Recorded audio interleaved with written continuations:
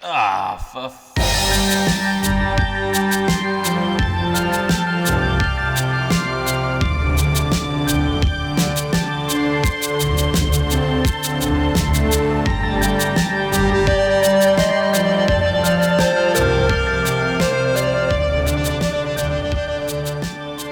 Ahoy hoy, hello Wargamers, Happy New Year Happy and New Year. welcome to the first episode of Betrayed by Dice of 2025.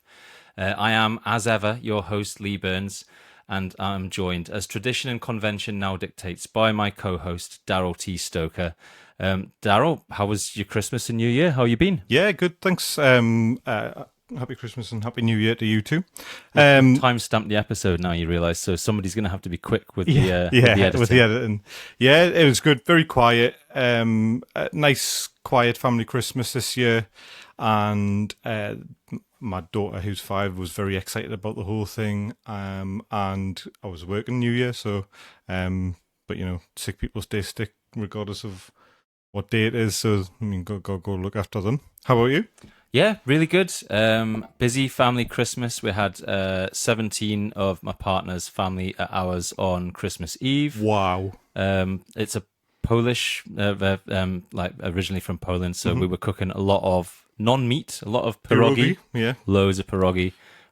5 kilos of pierogi we ended up Desperate to with. try some. All right, well, we can definitely do that. And But facilitate that. yeah, it was good. That was super busy, but then it was we were going to other people for Christmas Day, so that was a lot easier. Fair, yeah.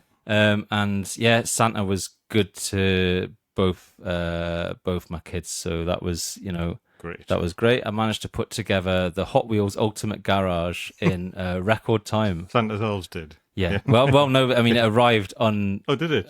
put together. Amazing, So, yeah. So that had to be done. But yeah, really good. And almost as exciting is to be here recording another podcast. No, it feels like a long time. It feels like it, and it is. Yeah, depending on how long it takes one of us to edit this, it has been about 7 months since we did one of these, 7 months is a long time. which makes this a bit more like one of those annuals that you get at Christmas from like a relative who doesn't really know you. The Beano or the Viz. That's it. Yeah. Rather than the regular digital digest of wargaming that we're looking to be. But here we are. So perhaps the first resolution of the new year can be to do this more than like twice a year or something. Yes, definitely. All right. So we did it how many times last year? 7? Yes. Yes. So yeah, but 7 months since the last one. Yeah, but, 7. Yeah. Yeah. I mean, All the maths. I'm not going to sevens, do the averages, but yeah, we could do some more. So Grandfather Nurgle's favourite number. that's it. But yeah, so yeah, excitingly, all previous episodes of that we have done though should now be able to, by the time this comes out, be found on our own YouTube channel. So Yeah. just search for Betrayed by Dice. Yeah. On your YouTubes. Do give us a like, do give us a subscribe. That's going to help out as we sort of like actually move everything over to a new channel. Indeed. We're also going to be everywhere that anyone could ever wish to find a podcast. So just search for Betrayed by Dice on your platform of choice and leave us a review if you want. That doesn't do any harm either. No, I think if anything, it helps, doesn't it? It helps us help you. Absolutely. And we've got an Instagram of Betrayed by Dice, which is basically like abandonware at this point in time. But Yeah. we'll bring Not that anymore, back as though. well. Not anymore. Yeah, we're coming back on all fronts. So yeah, what are we talking about today then? Do a good GW, bad GW bit as per, but obviously we've got the whole of 2024 to look at to pick something that they either did, that made us buy or burn an army in delight or disgust. Delete as appropriate.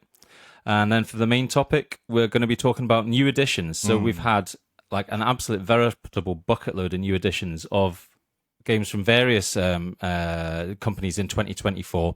Yeah. So new editions. Why do they happen? Who are they for? Are they a good thing? Are they a bad thing? And how do you go about doing one without mucking everything up? 2024 definitely felt like the year of the new edition, didn't it? Yeah. I mean, from GW, there's we'll get into it. There's like 4 Basically or something. every system. A lot of systems got All a of new their edition. main systems. And I think we'll wind down with secondary objectives, which is something that we always like to do, regardless of the episode, because I think secondary objectives are a really good way to do something hobby adjacent or talk about something hobby adjacent, which is in our life or something that we'd hope to do, but not necessarily about sitting down and painting a model or rolling some dice. Sounds fantastic. All right, Brill. So, hobby and gaming highlights then of 2024 and resolutions for 2025. Yeah, we're no less prone than anyone else to marking the end of the Judeo-Christian calendar with a good list. Yep. So, what have we been doing hobby and gaming wise in 2024? What projects or campaigns maybe never got off the ground, and what can we learn from that? And what are our lofty ambitions for 2025? Yeah. And how likely are they to happen? We've got a list. I've noticed some great synergies between like what you've picked and what I've picked, so that's cool. But yeah, how should we do this? Shall I shoot first? Yeah. Why don't you do yours? I'll go first with 2024.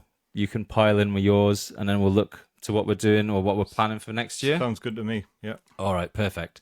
So yeah, a few highlights from last year, and I think the majority of these are like since we actually last recorded a podcast as well. Anyway, but playing Kill Team at Warhammer World on Mining Facility 42 table. Yeah. I saw some of the pictures. So Awesome. Yeah. yeah, it was great. I will put up like a little video or something that like gives you like a look around the table. So yeah, a trip down to Warhammer World with three pals. So Josh, Otherly, and Jamie. It's the second time. Well, it's the third time I've been down. There's been different combinations of us going down. Yeah. Always fantastic to go to Warhammer World. Always fantastic to see the exhibition, to see all the amazingly painted stuff that you've seen in codexes and everywhere else, and some of like the absolutely wild dioramas. But this time we sort of like went balls to the wall and booked a game on. It's called Mining Facility 42. I haven't seen Mining Facilities 1 through 41. Yeah. But Mining Facility 42 is really impressive. It's an absolutely wild sort of board. Really like good for sort of, I mean, it would be great for probably for Necromunda or something like that. Because it's got a lot of different like height levels and things, hasn't it? Yeah, loads of different levels. Lots of little walkways, sort of like overcutting each other, undercutting each other. It's sort of crested by a couple of like landing pad type of bits. So for Kill Team, which we all, play a bit, it was fantastic. We had to do some house ruling. So we sort of basically just said everything moves twice as far as it normally does because it's such a big board, yeah. It's a massive board. And we kind of finangled the objectives. So we just put some objectives down and we kind of came up with a house rule where like when you go to an objective, it might blow up or something like that, just to try and, I mean, it's never going to be a balanced game on a board like that. No. We didn't have a chance to sort of, test anything like that. And it's not the table you book for a balanced game, is it? It's not. It's not an organized play table. It's a, wow, look at this game table, yeah. It was, it was one of those situations where probably the best bit was when we just had like all of our guys set up on the table and before we rolled any dice. But yeah, it worked out basically fine for the game, but like it was just a spectacle of a thing. Was absolutely class. Yeah. And the pictures were awesome. Yeah, it was really cool. I think we probably decided that that's it for Warhammer World gaming for a little while because like Alexander the Great, we've sort of like looked upon all the worlds. We've got none left to conquer because it was pretty. I reckon it's the coolest table in the place. Yeah. And it's neither here nor there, but people were kind of coming up and saying, "Whoa, this is class! What game are you playing?" Yeah. And, so it's nice to be doing that. But we've got other plans for like hobby trips away. Amazing. In this year. Yeah. But that was fantastic. Number 2, getting into bolt action. So we've talked previously about historical games. We have, yeah. And, the pros and cons and the differences of playing something historical as opposed to fantasy or sci-fi or whatever. But getting into it's just been a pleasure. So I've only played a couple of games. I've got like a 600-point Polish army now. Maybe a bit more. Sorry, that's fully painted. Got some other bits and bobs that still need painted. But Drew from the West Allotment Wildlings has run a really cool slow grow campaign.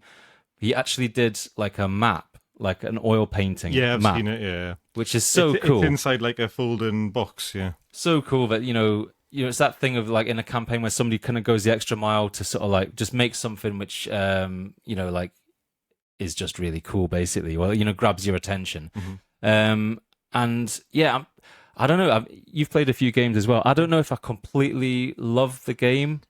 I think I'm sort of in the same camp. I'm happy that people are excited about it, and I'm excited that people are playing a non-GW game system with quite a lot of excitement at the club.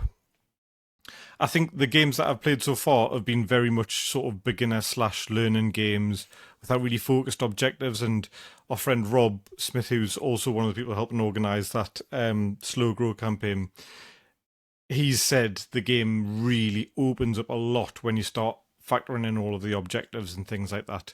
So if you're just playing like a kill point sort of thing, it can feel a bit humdrum. But I think so I think there's some things coming in that slow grow that are going to make a really big difference. I don't know if you've been keeping a track of it, but Chris Porter, who's one of our friends from the club as well, who's the other person that's helping organise it, is currently basically printing off Carantan. This is absolutely wild. It's what he's wild. Doing. It's wild. What it's he's wild. doing. It looks amazing. So he bought a 3D printer in the Christmas sales, and it's essentially become a manufactorum. What's he doing? Is it like a bamboo lab It's thing? the exact same one as me. Yeah, it's right. the exact Okay. same one as me, and it literally has not stopped printing since the day it arrived.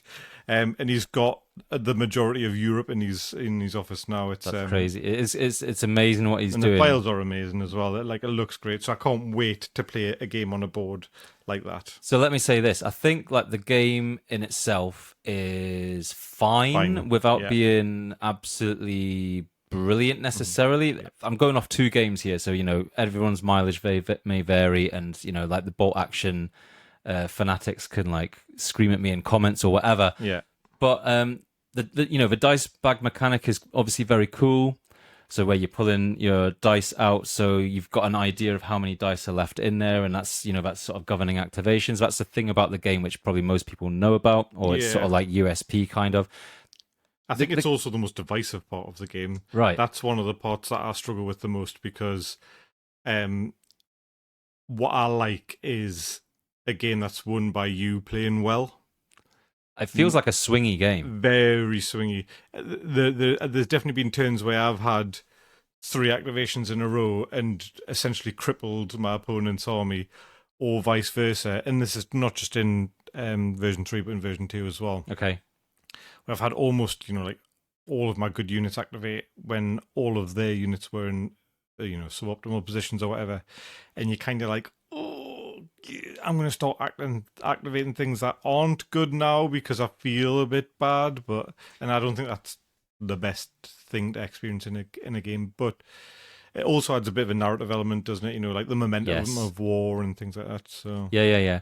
So yeah, just to tie those things together, I feel like where I'm going with wanting to play it, once we're through the sort of slow grow and in the future, is particularly around sort of like more like narrative or themed kind of games. Yeah. This is something I'll get to in the secondary objectives bit, but like there's a bridge that we both I need to like take control of this bridge. You need to stop me, or you need to get to some other place to do some other thing. And I think for that, when you approach it as a sort of like narrative storytelling thing, then if you're pulling all your dice out of the bag when you don't want them, because basically it just means you're slogging over the board and there's no one to shoot at, then your opponent might be similarly minded and might sort of like make some decisions which help tell the story rather than like just have a hard win. This is the best activation to do or whatever. But that's been really enjoyable, and just shout out to everybody who's been helping to organise that at the club, because I think it's been really good. Number 3 on my list of cool things from the last year was a caravan gaming trip. So the same crew that went down to Warhammer World, we had a night away in a caravan in Northumberland, and it's on a lovely spot right on a beach, and just played games for like all day and then some of the next day as well. And it's just that thing of being like love my family, love extended families, all the rest of it, but like just having the opportunity to be like no interruptions. We're here, we're playing games, we're going That's for it. That's what we're here for. Yeah, this is the reason that we're here, and there's no kind of hard deadline, and it's just when we get bored of this tonight or when we fall asleep, that's when it stops. And there's something about that which is really cool. Yeah. I definitely. So I saw you guys chatting about it, and I spoke to Josh about it a little as well. And it's definitely something that some of the Conquest lads have been thinking about as well now, after sort of seeing your example about how much fun you can have, because it does become it's just a dedicated time to just be a bit of a nerd. That's not like a Friday after Yeah. you've dropped the kids off at football practice, or you've sorted tea, or you've had to do this run and that run, and then you've got to be back in time for this. There's none of that. It's just these 2 days are just let's hang out and play games and have fun. And Yeah. yeah, God, drank so much tea, ate so many biscuits. It was class. You're going to need a massive caravan for Conquest, mind. 6x4s. so I think, So I think it would probably be more for board games or narrative stuff. But just we've got a good little group of lads, which I'll come on to in my section. All right, and then finally, and this is a sort of like a wrap of all sorts of different smaller things, and yeah, just to be like super cringe and wholesome about it, but just being part of an active gaming communities, really, multiple thereof. So yeah, we've talked about West Allotment Wildlings lots, and it's an amazing club. Definitely check them out if you're not familiar with them, and if you're in the Northeast. Yeah, definitely. Just that thing of getting to play a variety of games, talk about hobbying. There's that thing when you sort of like haven't done anything for a little while, and you can feel yourself, your motivation or your sort of hobby stat line sort of reducing itself, and just getting excited about seeing something else that somebody else has done, or some game that somebody else has played. It just sort of like pulls you back in Absolutely, in a way that you want to be. I've had to live vicariously sort of through other people for the last 3 months just due to life, and it's been a great little sort of break from reality, and it helps keep that low level. It's those few embers in the fire that you need for. And tonight's the first time I've picked up a paintbrush properly for months and months and months, and I started working on a bust because I'm getting excited about painting busts because it's something that we're thinking about doing in the future. I did put some metallics on my Warmaster stuff, but the first proper attempt at some painting I've done was tonight, earlier on this afternoon. Sorry, and it's just come because of the buzz that's in that Discord chat about a bit of ideas for this, and you put in fact some of it was the video that you posted. Is it Juan? No, not Juan Hidalgo. An amazing Spanish painter whose name is gonna elude me. It'll pop into my head and I'll say it in the middle of a sentence. Sergio Calvo. There we go. So I tried the blue, like sort of pre-shading in the cheeks and things like that, and underneath the eyebrows to add a little bit, and it has worked. It has kind of worked, and but just to try it. But so definitely that community spirit.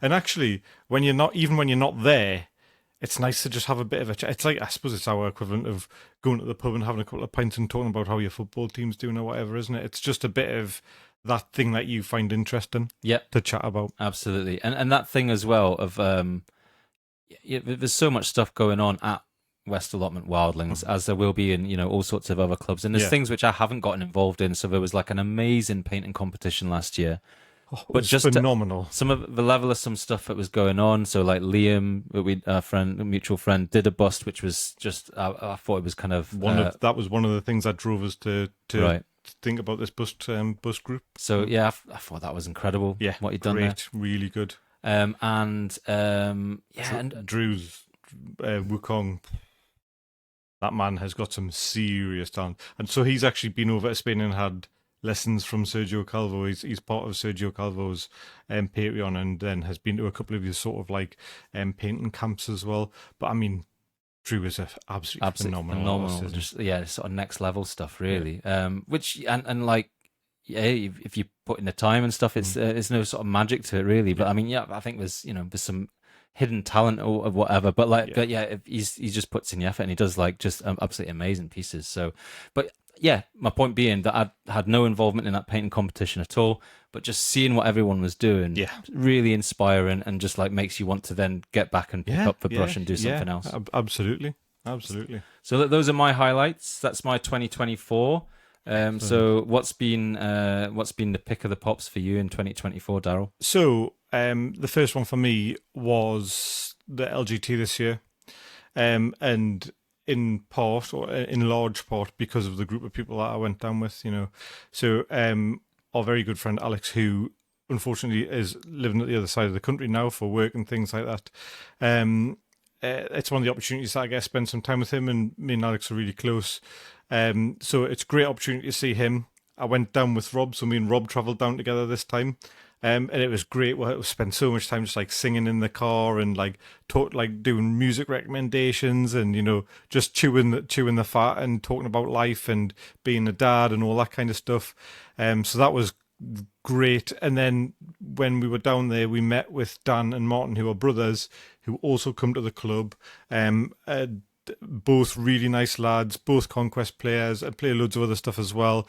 But like we had like these little pods, which were essentially just sheds with like a Z bed in them and a couple of sockets. And then Dan and Martin had camped right next to it, so like we had some beers in the main hall. I was building my army the night before the tournament, and then we all went round and were like sitting outside in the pitch black, drinking beers and just laughing and telling jokes and stuff like that. And it was great. It was just such a great weekend that it just really stood out to us. And they're the kind of people that I was saying we talked about potentially getting some sort of like cottage or like a lodge or something, and then just going and doing a weekend of just some beers and some tea and some board games and some whatever, like maybe go for a walk or go for a meal or whatever, but just time with friends. But the LGT, and I did pretty well, and I came second using an army that I'm not super confident with. I don't feel like they're the pick of the crop. I would say they're probably one of the worst factions in the game. Other people disagree. Right? No, that was who I'd won with the previous year. Yeah, okay. Yeah, I took Sorcerer Kings, who are right. they're a very fragile and very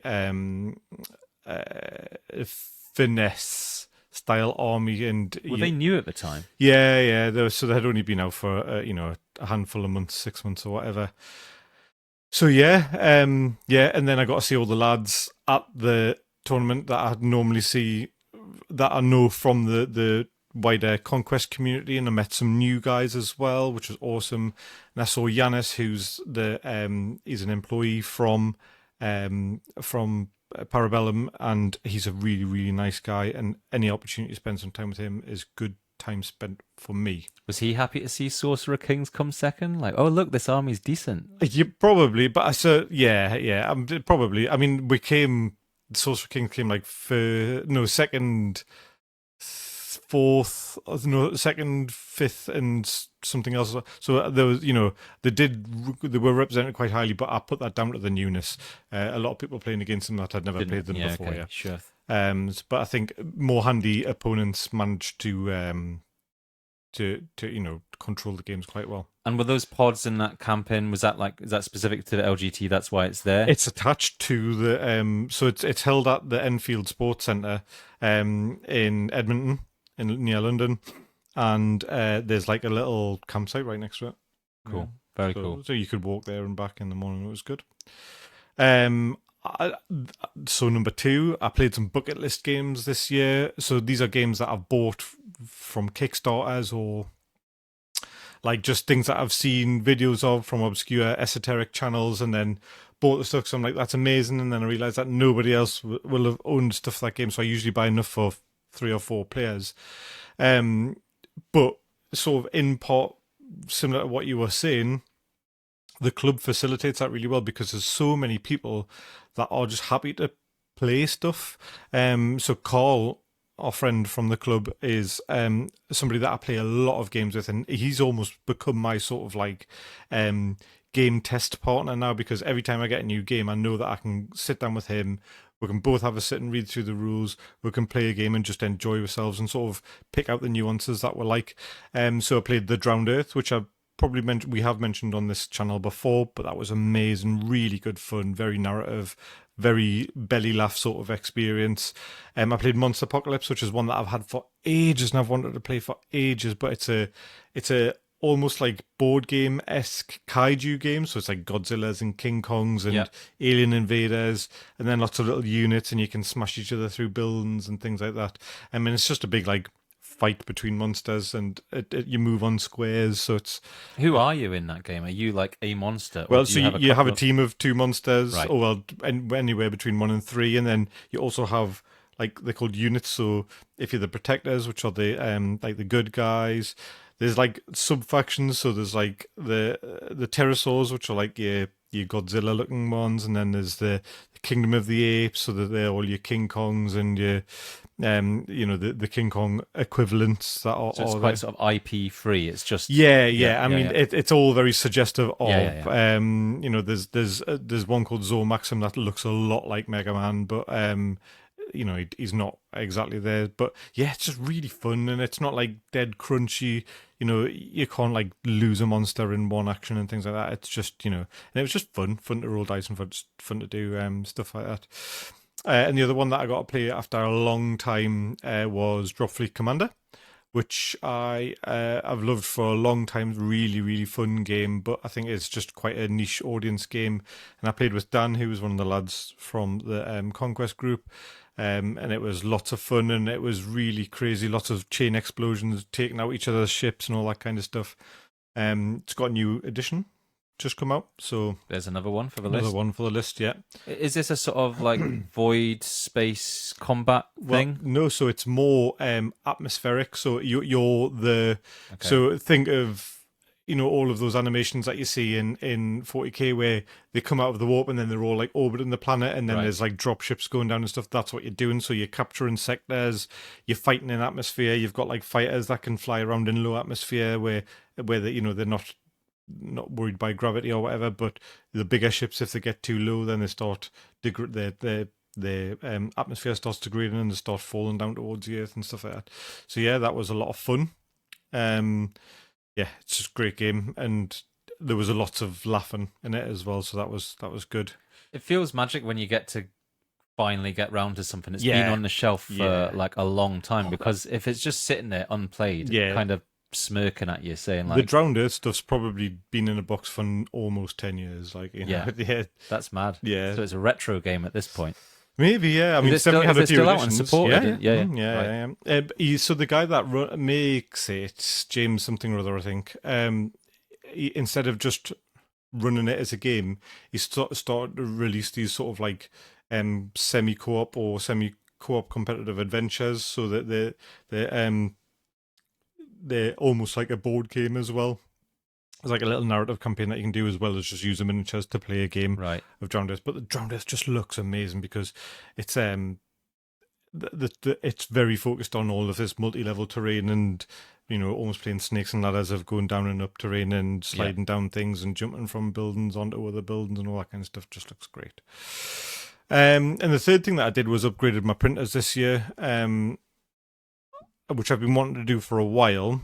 And I just took the leap after being sort of nudged by my friend Scott quite a lot for the Bamboo Labs, and just the amount of things that I can do with these printers now is phenomenal. And so much so that I've got some games that I play that are fully 3D printed. We've talked about one on here before, Full Spectrum Dominance. I've printed everything. So I've printed all the miniatures, all the bases, all the terrain. I've printed as well, but then all the basin for the terrain and everything like that, tokens, everything. You can even rulers. I'm printing everything for it. So yeah, The Bamboo Labs is that FDM printer. Yeah, Yeah. yeah. So this is how things are going, though, right? So It like, is, yeah. I And this mean, is the same one that Chris has got for his right. yeah. I mean, in parts of it, won't in parts of the hobby, if you're doing a Kickstarter and goodness knows how much money they're currently up to, but the Trench Crusade guys, 3 million or something, I think it's more than that now, since they've gone really to back a kit. back a kit, exactly. But yeah, if you like running a Kickstarter or anything like that, you can give people the stuff quick. Get people playing the thing, get it in people's hands just by pushing the STLs out, rather than having to worry about distribution. Your overheads come right down. Yeah, and I think one of the amazing things as well is that you have to put much less time into all of that distribution and things like that, which means that you can focus on your IP and developing it and writing more and more art, and you can spend more money on art and artists and things like that.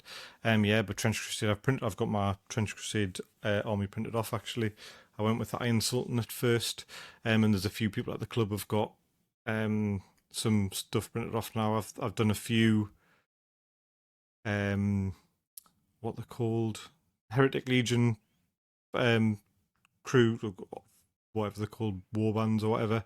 I've done a Court of the Seven-Headed Serpent one, and I've done a new Antioch one for all the people that backed it. That's cool.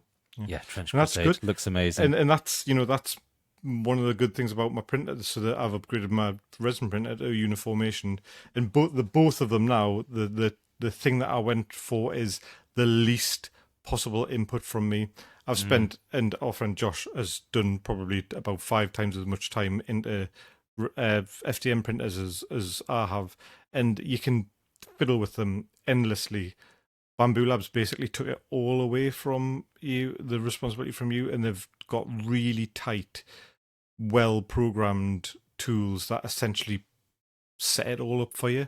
And I've done nothing. I literally I turned it on, I pressed calibrate, I waited 15 minutes, I put a print off, and every print I've ever done since has been, I've never had a failure. So that's getting close, isn't it, to the sort of slightly game change thing where, firstly, it's FDM, so there's no very minimal, like smelly chemicals and having to use IPA and stuff like that. And then secondly, that thing of not having to, understand physics or anything like that in order to get the thing to actually work. Yeah. Not having to do actual algebra for flow calculations and things like that. Is bringing it into the world of like consumer rather than sort of specialist kind of. So that's really interesting. Yeah. I mean, as somebody who owns 0 3D printers and doesn't currently have any plans to get any, shout out to people like yourself who do have 3D printers and are willing to, print some stuff off in exchange for, money and things like that. Because, it's class, and it really opens up the speed at which you can get into different games. Absolutely, certain systems. Yeah. Very cool. Very cool. So are you like future-proofed for a while now, or is this something that's sort of Yeah, I don't need to buy anything printer-wise for the foreseeable. Yeah. All right, Brill. So much for 2024. Resolutions for 2025 now. I'll blast away with some of these. Yep. And there are some where we've got a bit of a sort of match here. So yeah, pipe up when that happens. But my first thing that I want to do this year is to finish some campaigns. So campaigns are really easy to start, really easy to get excited about. Yeah. Really easy to sort of jump into with a bunch of people, because talk is cheap, but actually turning up to play games and getting the thing done is less cheap. So as it happens, I've got like a few different campaigns of things going currently with friends which are in a pretty good place. So Blackstone Fortress, 2 versions of at the moment. So like one which is just sort of starting and one at the club, which is, in danger of finishing, maybe successfully. We're on like the last couple of, there's like one of the sort of inner vaults and then it's a dread vault. So yep, that's pretty cool. One for Journeys in Middle Earth, the aforementioned bolt action campaign. And also Josh, who's getting a lot of mentions today, and quite rightly so, is starting a Frostgrave campaign this year. I think what the ingredients for a good and successful campaign, I think that's probably a subject for another pod. But actually finishing it, it's like anything, isn't it? If you finish it and it feels good, and I think I've been thinking about this a little bit, and I think the thing that needs to happen before a campaign starts is to think about how you're going to finish it. How's the end going to look, or how it might look? Because if it's just a bunch of people turning up, playing games until you sort of get bored or it fizzles out, well, you're going to get bored and it's going to fizzle out. But I think like certain systems and things like Blackstone Fortress, obviously it's written in a way which just lets you do it without having to think. There's other systems where you have to put some sort of thought into it. But that thing of like, as long as people understand what the objectives when you start, then that's all to the good. But there's some campaigns going to get finished, hopefully. Yeah. Which will feel really good. Yeah, I definitely think so.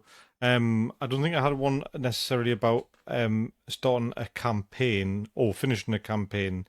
But what I did want to do is, I didn't have one about finishing a campaign, but I wanted to start a regular, once bi-monthly RPG group.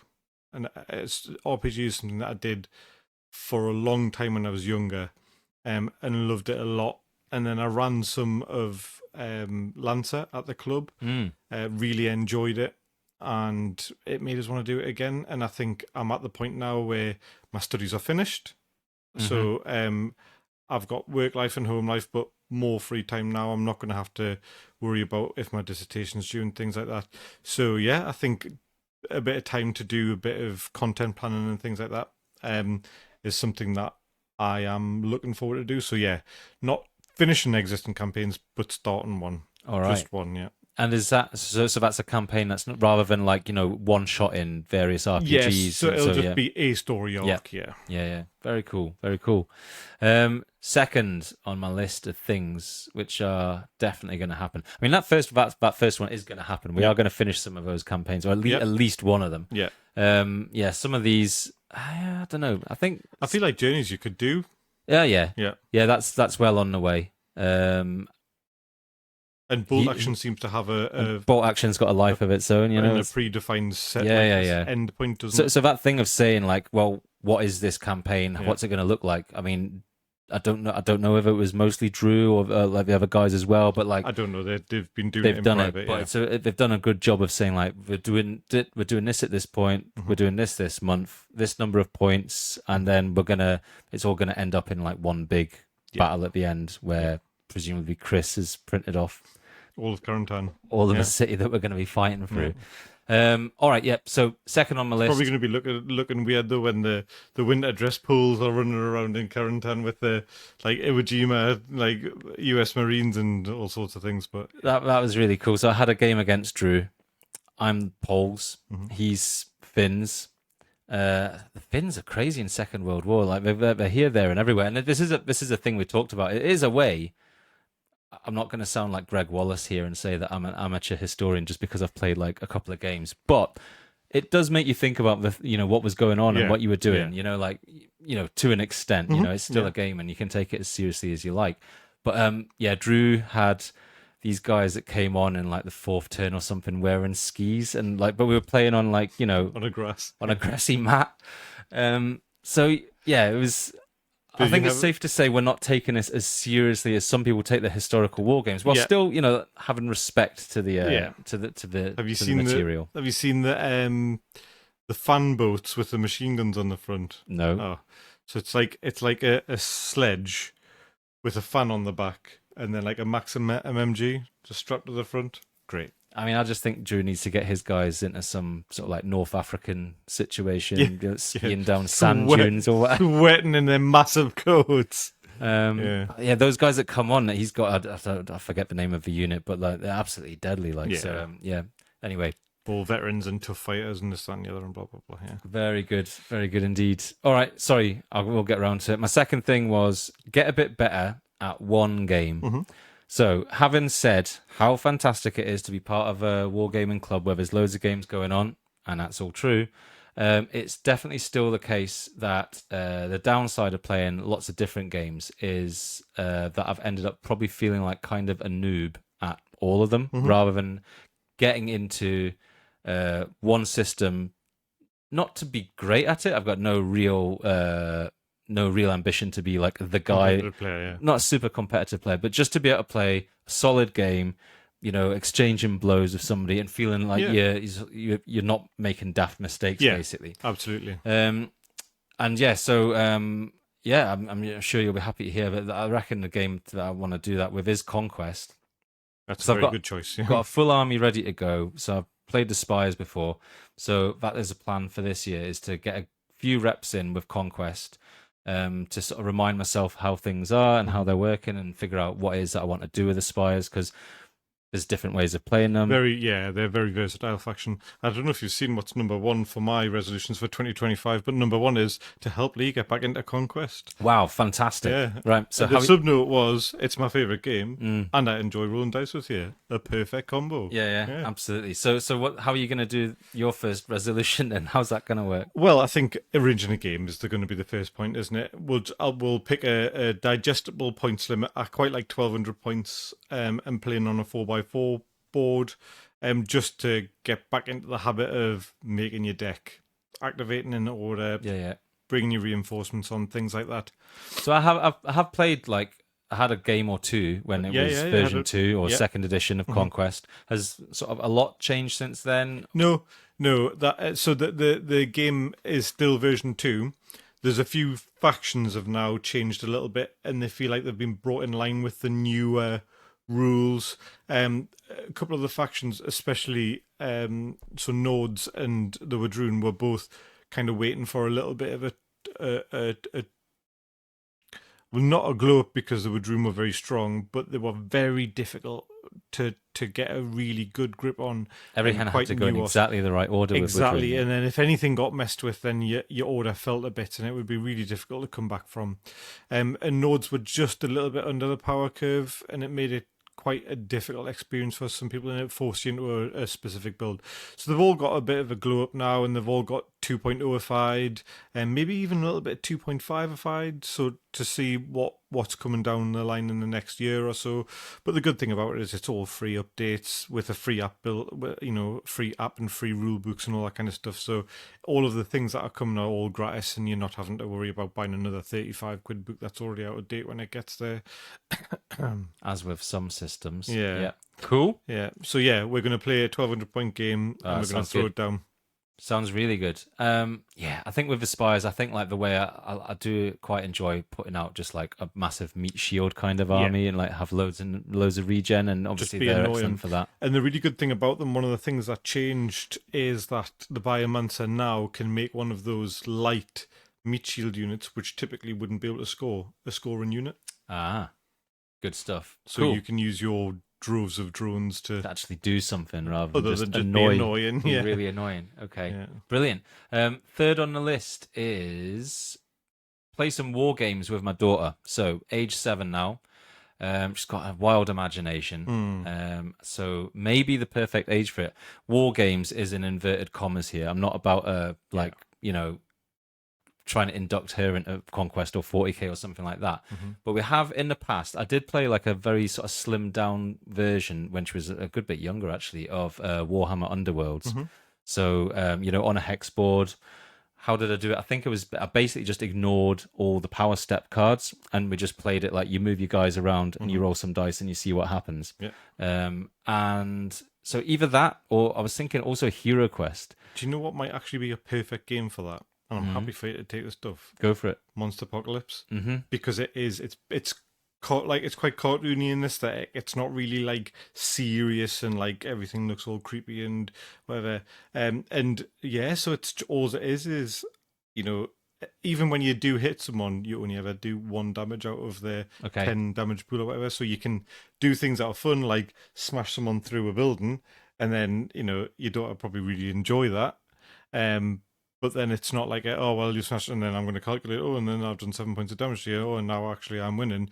It's just like a cool, I've done something cool, now you do something cool, then I'll do something cool. And then there's a little bit of just moving, what's it called again? Cardinally. Okay. So you can so it's even getting used to that sort of almost like board game style of stepping around. Yeah. Interesting. Yeah, I'll have a look at that.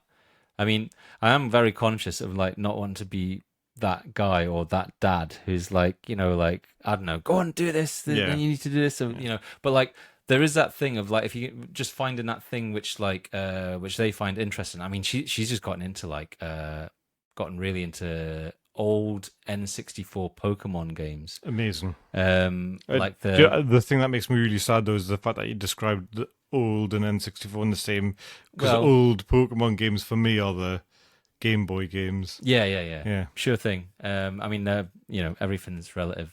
They're old compared to some stuff, but yeah, like so they're all on the Switch now. So like, it's really interesting with older games, seeing kids play. Kids who are used to, I think, kind of used to games where like it's really hard to die. You just get another go. Another go.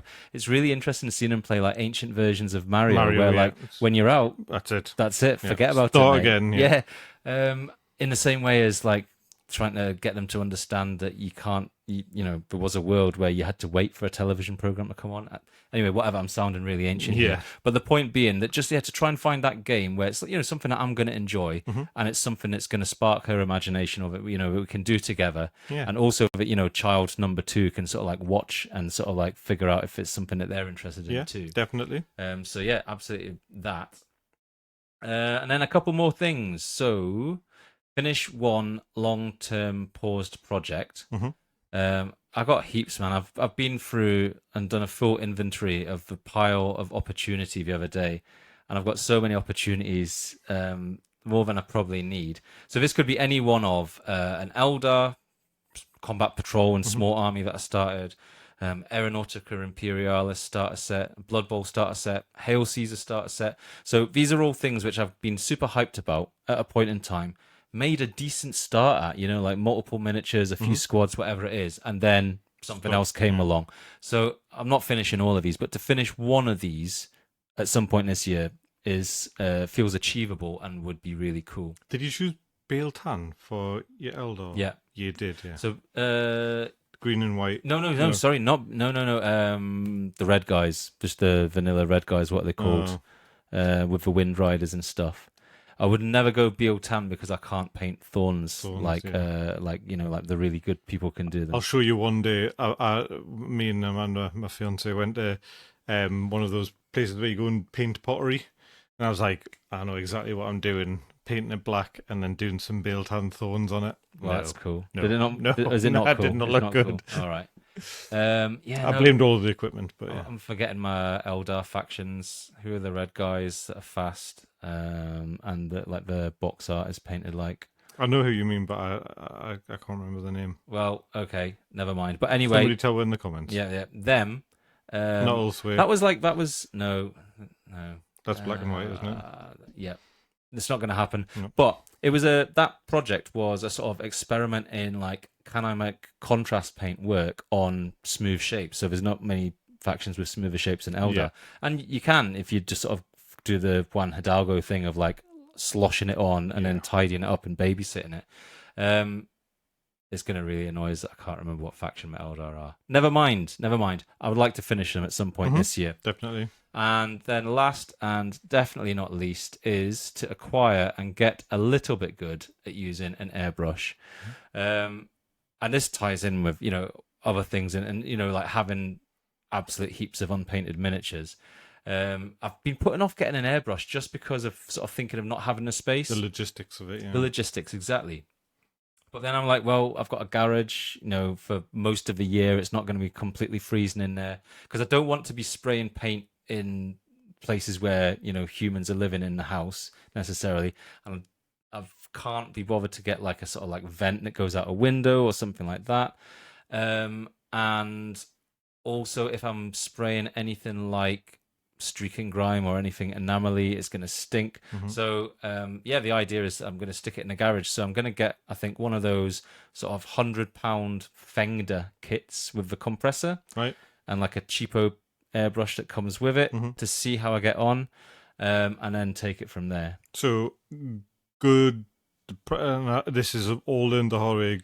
Good, solid advice is do not take your experience with that airbrush as gospel for the experience of airbrushing in general. The idea is to have a go with that, get a tiny bit half decent at like a dual action trigger, and then when it dies or I can't be bothered to clean it or it's uncleanable, then get a Badger Patriot or something like that, which is going to be a bit more survivable. Robust, but yeah, that's it.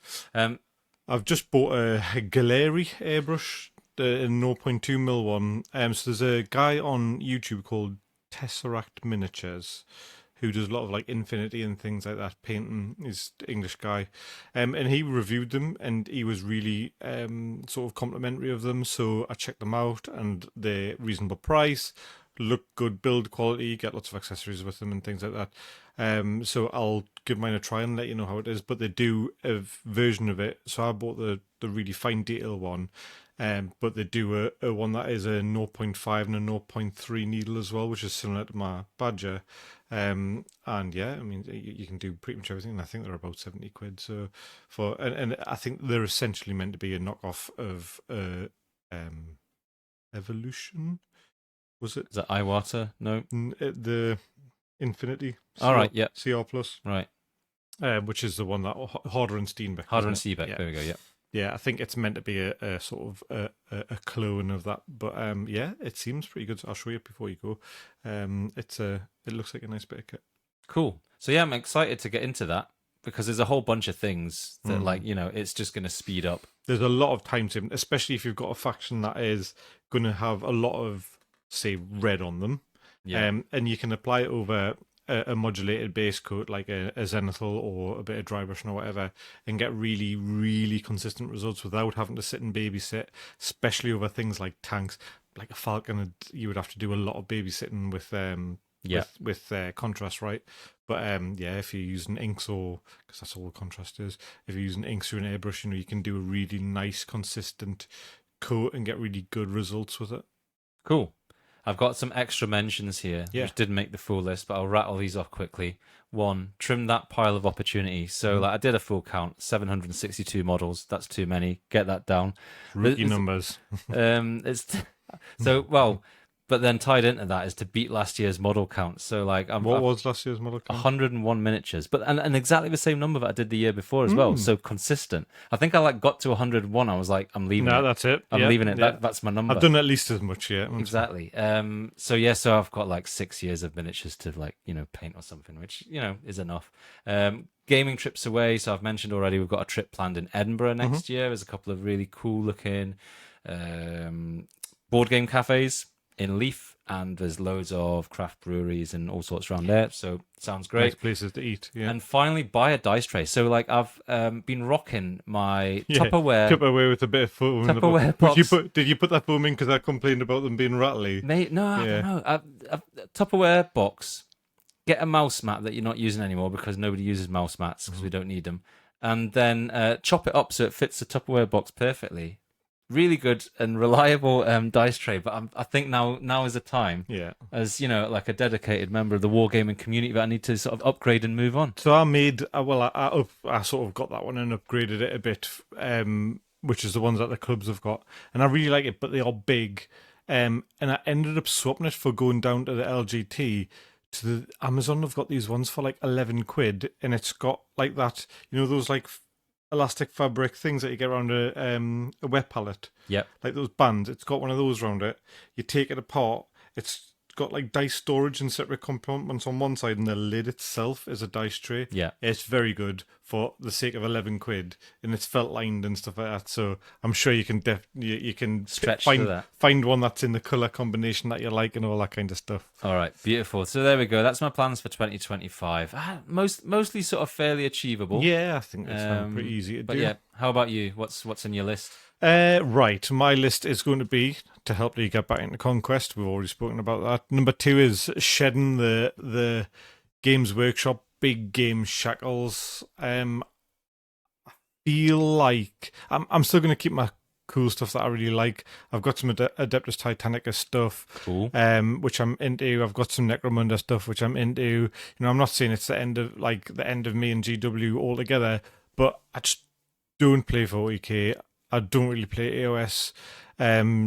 Spearhead didn't land with me. I'm not into 30k or anything like that, so I'm just going to get rid of it because I do this all the time. I sit with boxes full of miniatures that are never going to get used, and they just sit there until they become either unusable or resculpted and not worth anything or anything like that. So, So just to ask, are you excited about them as painting projects or as a faction when you've got them, or is it normally more just gaming pieces that are sitting there? Normally both. So normally I never buy an army just because of the way it plays. I have to be into the aesthetic. So 40k wise, I've got a big Sisters of Battle army, but it's completely unbuilt. Apart from a handful of, I think there's probably about 30 miniatures out of 200 built. And I'm just never ever going to build that many models for a game that I don't play. And Sisters, I think, are the coolest army in 40k, and they've got some of the coolest opportunities for painting. I really like their aesthetic. I got all of the extra Forge World style kits for the rhinos and everything to make them look like detailed, and had all the gothic sort of scrolling and stuff on them. But yeah, I'm just not going to do it. I've got fully unbuilt Age of Sigmar armies that I buy because I really like the models, and then I'm like, oh, probably don't like the way they play, or I'm not going to play it, whatever. So yeah, and they take up so much space, don't they? And time. I mean, we're talking about, there's ways and means, but we're talking about miniatures which aren't quick to paint if you're gonna pick No. out details and stuff like that. So yeah, I've sounds done sensible. some of it so far. I've got rid of one of my 4 Age of Sigmar armies. So I got rid of my Ossiarch Bone Reapers, and I'm trying to get rid of my Ideneth Deepkin, leaving me with the Oryx and Gloomspike Gits, and Gloomspike are sort of in the same sort of theme on it, but yeah, so I'll keep those. And I've got rid of my Tau army. I've got rid of my Imperial Guard army. What was called Astra Militarum. So now I've just got the Sisters to go, and I got rid of my Space Dwarves. What were they called again? Squats. Yeah, whatever the name is now. Yeah, yeah. Let's see. That's how much I love it. Yeah. So Do you feel like you're treading slightly lighter in the world? yeah. It's weird. Yeah. Like, I mean, look, my shelves look bare, don't they? Like, compared to what they were. Like, there's not like boxes, and like I mean, I know this doesn't look as much cleaner, but there's a lot of this has been emptied out now as well. So yeah, it feels good, and I'm keeping Adeptus Titanicus because it's just an amazing game. Yeah. With amazing models. And a footprint that's manageable, but so you're going to be a Games Workshop hipster basically, and just play basically, basically. Next one is to paint some busts. Yeah, so obviously we chatted about that a little bit before, and sort of, I suppose, a little bit sneakily, I've generated a bit of interest at the club for bust painting on the back of people painting a few amazing busts by sort of bandying around the idea and setting up a bust painting club, where almost like a book reading club, where we're going to vote. The whole group will vote on a bust of multiple themes, multiple varieties, and then everyone paints it over the space of a couple of months, and then we all get to talk about our experience and then try some new things. So we'll try doing an all brush painted one. We'll try doing an airbrush one if people have got access to airbrushes, things like that. Yeah. Liam, our friend from the club, had suggested a bust swap, which I thought was amazing. So like almost like a secret bust Santa kind of thing, where you'll get a bust for someone else and yeah, and sort of give them it as a surprise and a bit of a challenge. But yeah, I really want to focus a little bit on the actual painting technique side of things. So last year, a lot of my painting was big batch army style painting, speed painting, base colors and oil washes, which is all fine and it makes great gaming pieces, but you're not really getting into the nitty gritty of like painting, the artistry of it. So I just want to try and do a little bit of that. I'm not saying I'm any good at it, but I just want to try and learn a little bit about Only it. one way of getting better, isn't there? Exactly. Yeah, you have to be bad at something before you're good at it. Yeah. I'm really excited about this. So yeah, spoiler alert, I'm in. Mm-hmm. I'm in Bust Club. But Bust Club. I think we're such a bunch of blokes, like yeah. I think yeah, just a different scale. You're not going to be thinking about just staying within the lines. You're thinking about actually like expressing what's between the lines, and that's like a whole of a challenge, isn't it? I've probably put about 20 layers of paint on that bust today, and each one of them is almost imperceivable to get an effect. Well, that's glazing for you, isn't it? But like that, and that's the thing. I think this is something we can talk about as like a next episode or something. But like, how does that experience translate back to next time you're painting 28mm as well? Exactly. Yeah. Maybe on your characters or whatever. Yeah, but we'll talk about it another time. Cool. Painting. So number 4 will be painting a army for conquest, a single army to the best of my ability. So no cheats, no shortcuts. Every single miniature gets as much love as it needs, and that probably will take the full year. Hopefully by the LGT, which will be September, back end of September, I'll have had it done. But that's going to be a slow burning sort of thing that'll go over a while. Which army? Do we know yet? No, I'm not 100% yet. I probably Woodrune, because I think Woodrune has a lot of the most exciting painting opportunities. The orcs riding dinosaurs. I don't know if you've seen the new dinosaur that got released for it, but it's like a Quetzalcoatlus, the big flying, Wow. the Okay. giant Right. Pteranodon style thing. Yeah. It's amazing. Resin? Nope, Plastic? plastic. Nice. Yeah, plastic. Cool. And there's a resin version of the T-Rex coming out, which is going to be amazing. So yeah, there's just loads of stuff, loads of really cool stuff to paint. And you know, with dinosaurs, you can be super expressive, can't you? With all colourful feathers and things like that. Yeah. And the last thing we've already spoke about, which was getting an RPG group together. Brill. Sounds like a great year. Again, I think we've been, neither of us are saying that, like, oh, we're going to completely clear our backlog, No. or we're going to do, something completely unachievable. Yeah, It's that would like, be a fool's errand, wouldn't yeah, it? we'll come back. We'll come back to this and see how we're going. I mean, I'm really excited about the bus thing. I think, like, yeah, that's just going to be something that's going to be interesting to be part of, and you should, even if you don't get something finished in 2 months, even if you get it halfway done or whatever, you're gonna encounter the challenges and the interesting stuff, when it And you're comes going to to have like, stuff to speak about, you're aren't gonna you? have Yeah. something to speak about, even if you've just sort of like got to a certain point. So I think that's really cool. All right, so that's what we're doing for 2025 then. Let's then swing straight into a bit of chat about good GW, bad GW. So this is where we talk about our friends from Nottingham and what they've been up to and how they're fantastic or how they're terrible. So I've got one which sort of like happened in December, which is sort of like good and bad depending on whether you're a shareholder or a gamer, I guess, and or depending on what your point of view is. But yeah, Games Workshop joined the FTSE 100, which is like wild, really. I mean, we did an episode of like we're sort of like talking a little bit about the size of the company and who they're bigger than. They're bigger than Marks and Spencers, they're bigger than EasyJet, they're bigger than, they're like becoming a real mega feature, corporation, a feature of the sort of the economic scene. And there was an article that I read in the Financial Times of all places, and it's called "Warhammer is Weird and That's Why It Works," by somebody called Louis Ashworth. So yeah, it's behind a paywall, but like worth finding a way to read if you can. The thing, every now and then, either the Guardian, the Times, whoever, when there's some sort of like news, investment news about Games Workshop, I love to know how the conversation would be. I think they're like in the office, they're just like, does anybody know anything about this? What is Games Workshop? And there's some kid there who's an intern who's like played a few games. He's like, this is my time to shine. I can talk about this. And I don't know if Louis Ashworth is that kind of person, but anyway, the article's hilarious in a very weird way. It's talking, in the FTSE 100.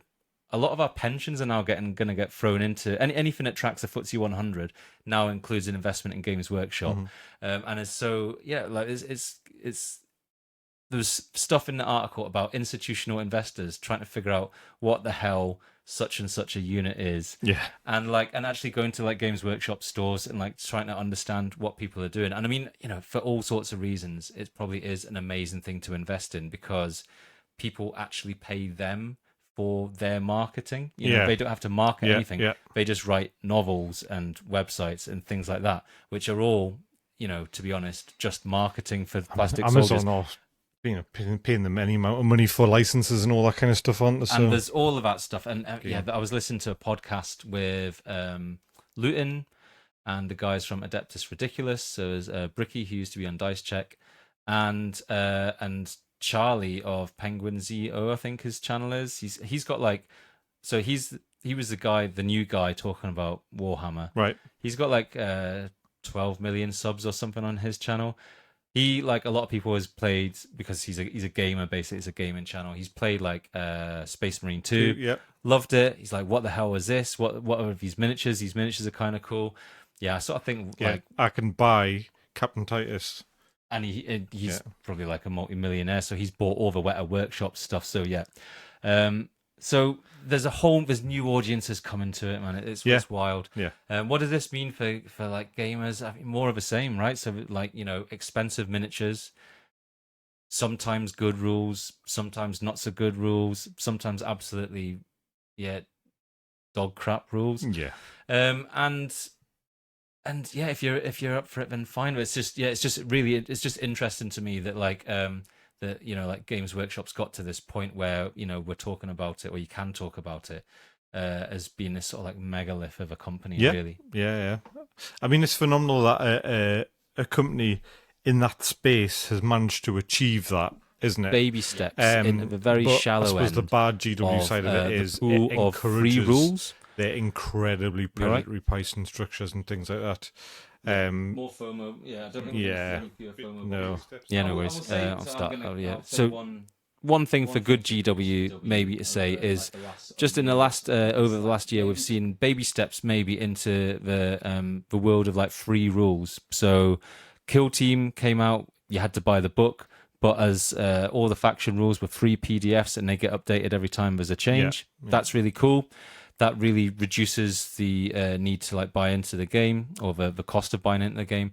And the whole Grotmas thing, where I mean, whatever you think of it, in December they brought out all these new factions for 40k, and they were obviously all free. So yeah. Well, they weren't factions, whether they were like detachments. for factions, Yeah. but yeah, different ways of playing factions, which didn't actually. Somebody might argue that if you're paying 35 quid for a book, it probably should have been in there in the first place. But Yeah. Well, no, exactly. I mean, and there's always that thing of not. I don't know. Should we give credit for something that should have just been happening all along?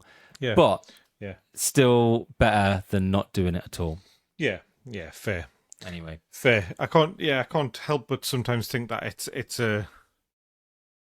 it's one of those Xerxes trying to say that he's a benevolent god kind of things, But yeah, it is what it is. My opinion is never going to change on Games Workshop's ethos on making money, because it's a company that wants to make money. And if you think about them as your friend, you're only in for disappointment. yeah. Okay, cool. There we go. Good GW, bad GW. So, shall we swing straight into our main topic? Yeah. New editions of games. Who are they for, and why does it matter? So, as we know, every so often a game gets refreshed with a new edition, which will usually involve one more or fewer of repointing or recosting everything, most things in the game. Changes of core mechanics. Yeah. That feels like it should be the case if you're bringing out a new edition, or that there should be a new edition should be justified, like not just an FAQ could have covered this kind of thing.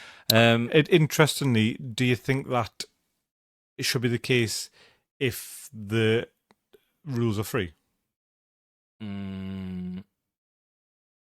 I don't think. Well, I hadn't thought about this, but like I'll go off the top of my head and think I don't think that it matters whether the rules are free or not. If you're calling something a new edition, then that needs to be justified by some sort of significant change in the rules, which has fixed a problem or made the game new in some way. Okay. What were you thinking? Well, just Infinity is something that we're going to talk about, and N5 just came out, but that's a completely free rule set.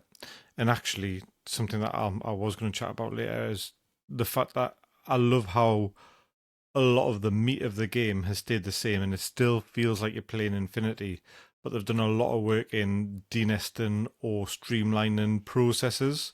Okay. It doesn't feel like a new game, but it feels new enough to be a new edition.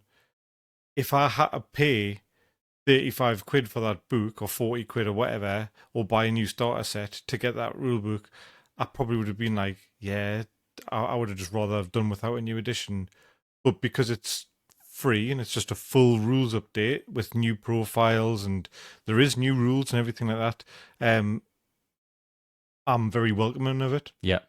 So I understand your point now, and secondly, yeah, that's really interesting. Whether or not the rules, if it's if you're having to pay for it, then something, or I need somebody substantial. Yeah. Somebody needs to have sat and actually had to think about this for a long time to justify me paying for it. Yeah.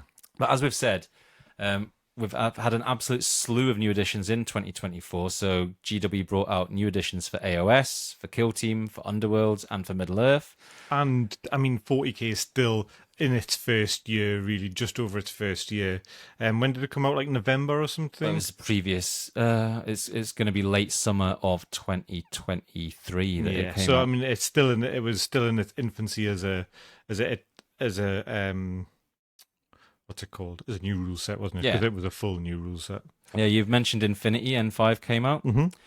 Warlord brought out Bolt Action version 3. Yeah. I'm not sure if I'm missing any, probably. Drop Fleet Commanders just came out.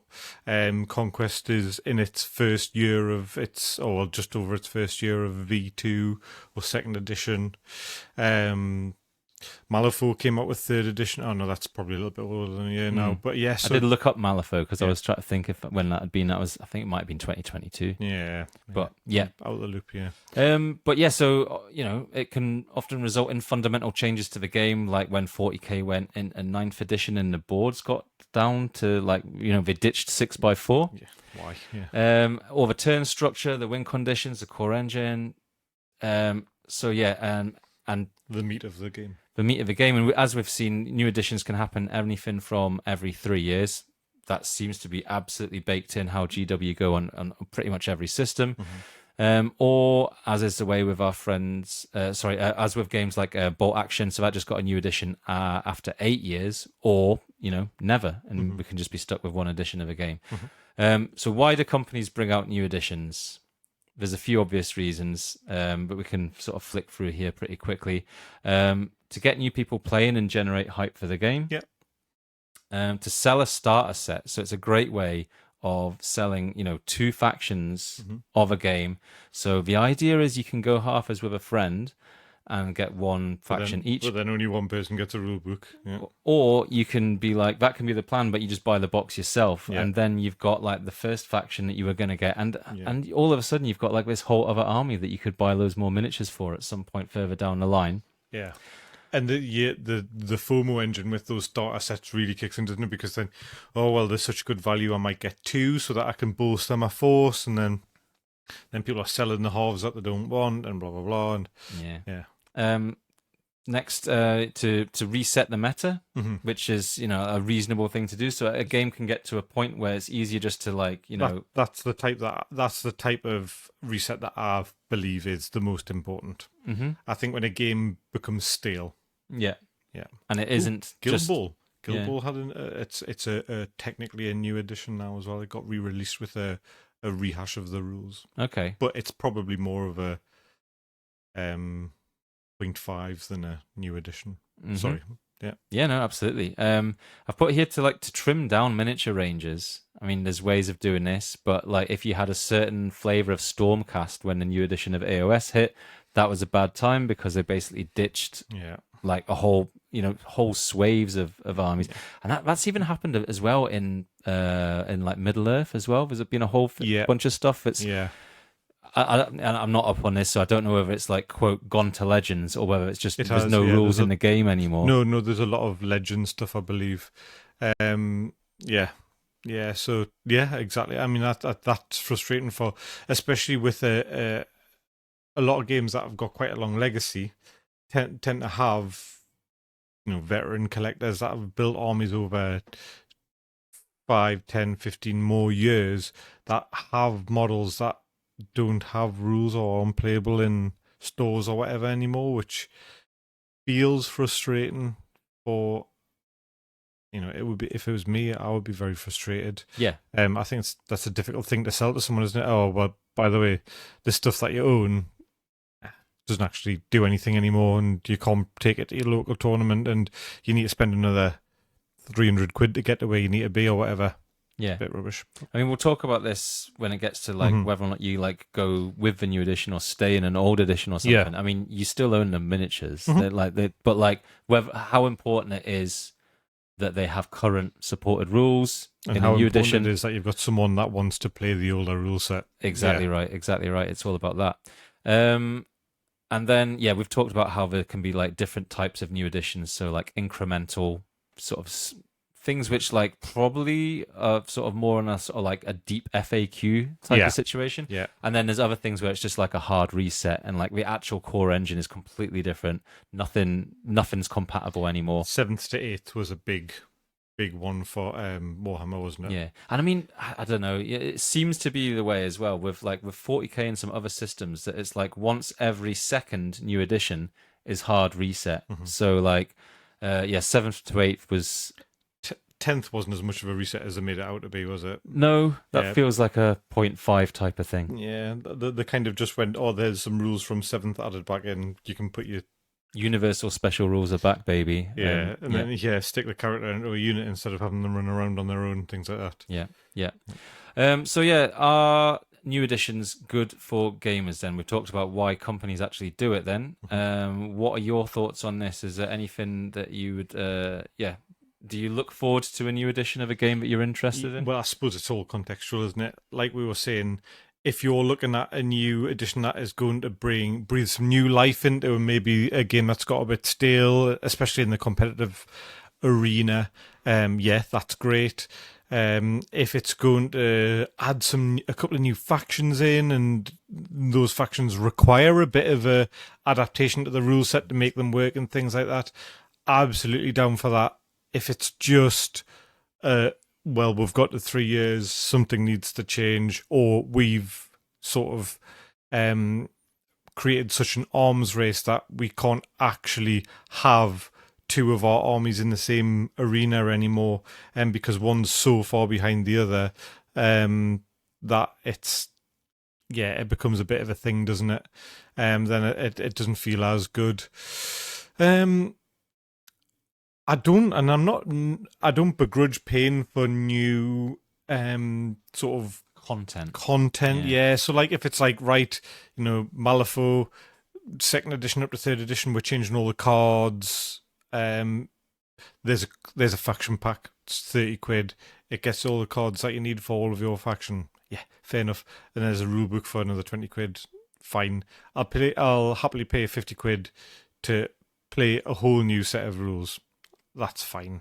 Yeah. I'm not bothered about that. As long as they aren't going to be cutting off big chunks of what's usable and things like that.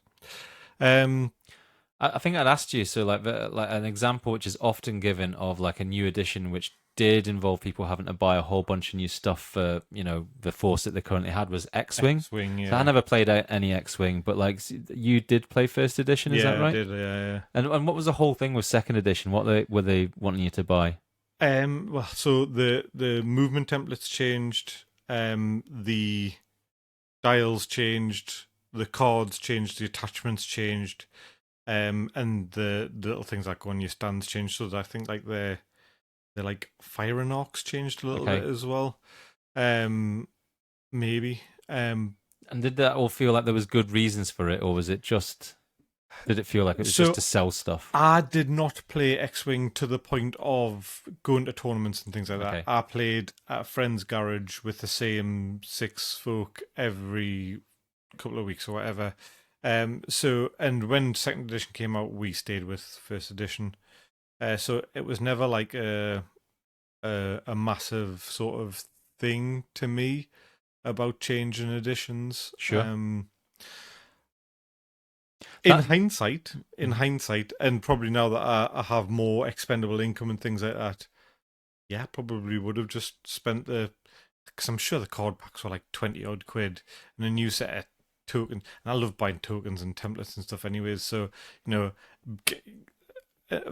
extra 50 or 60 quid on top of my normal hobby sort of money over a couple of months or whatever probably would have been fine.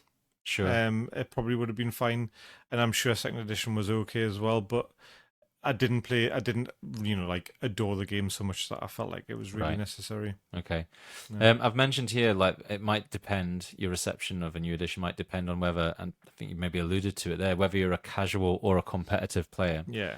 So so a new edition shakes things up, which gives your filthy meta chasers a new way to play and a new way to sort of beat the game and to understand what's going on. And can even, sort of like bring older units or poorly performing armies back into use. Mm-hmm. So thinking about how like something like Land Raiders are now like useful in yeah. 40k, right? So an iconic unit which is actually useful in the They game. just disappeared for like 2 editions, didn't they? I think so, yeah. They went from 7th to kind of just disappeared. Whereas, this is a generalization, but maybe for casual or less regular players, it can just feel like a lot of needless churn and expense. Yeah. Again, it really depends on how you're playing a game, doesn't it? So I've got the example of Warhammer Underworlds here. Mm-hmm. So that thing of like staying in the previous edition. So far, I mean, I've played like 4 or 5 games of Underworld since the new edition came out. Yeah. But not playing the new edition. Yeah. Playing the old edition. What have they changed? So they've brought out the decks now are much more generic. Yeah. So you have fewer or no sort of like really faction specific decks, which obviously radically reduces the number of cards in the game, which radically makes it probably a more balanced game maybe, but also just takes away an awful lot of the flavor of like particular factions having a card which does this one cool thing or whatever. Yeah. So it's easier to balance though. Yeah, absolutely. So I don't know. I mean, like if people are excited for the new game or the new edition of Underworld, I completely don't begrudge them that, and like jump on, and that's great. Yeah. But I guess so. I'm in a fairly fortunate position of having a few people who are still like happy to play the old edition. Yeah. Without wanting to all go out and buy like a whole bunch of new cards, which by the way, the new cards they're just taking pictures of the miniatures, as opposed to like the old cards which are art on them. Which is like might seem like a small thing, but like old man shakes fist at sky. I was a little bit grumbly about that. Well, it just made it easier to not jump in. To be honest. On that note, have you ever? Sorry for this is derailing the conversation a little bit, but have you ever heard of the Ark Nova board game art? Sort of debacle. No. So the game's amazing, by the way. It's a fantastic board game. I'll bring it around yours sometime. Cool. But every single card is using what's it called? It's like stock images, right? Adobe stock, right? Okay. All of the pictures on all of the cards are like low res Adobe stock. It's been done as cheap as possible. It's amazing. Wow. I mean, that's not great for immersion, is it? No. But fair play to them for like keeping costs down, I guess. So what have people been kicking off about this then? But no, I just think it's just a matter of it's a 30 quid game, 35 quid game. You're not gonna whinge about it that much, but fair enough. But no, so that does feel a bit of a feels bad, especially because like the art from GW is usually incredible, isn't it? And it feels weird that they just went, there's just someone's taking some photos of the games and sticking that on the card. Yeah, that was a GCSE art project. That was how I sort of felt about it. Then we've already mentioned about like invalidating units or whole armies and the whole sort of dreaded Sent to Legends thing. And just to be clear about it, it was 6-year-old models for Stormcast at GW sort of like basically cancelled. Yeah.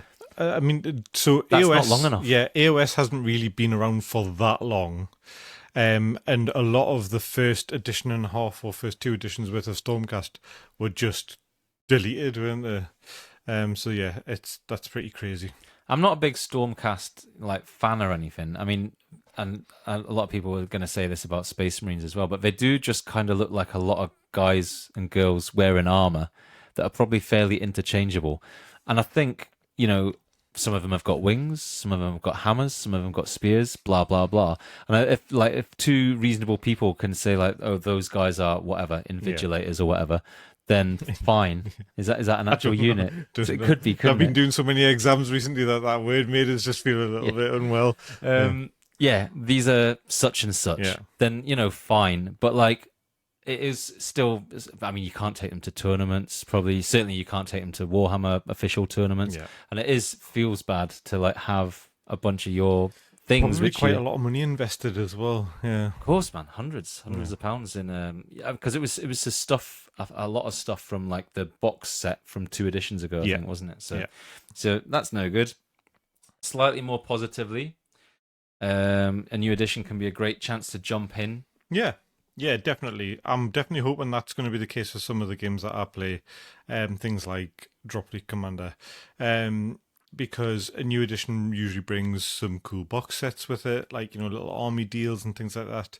But also a bit of hype or buzz, like you were saying.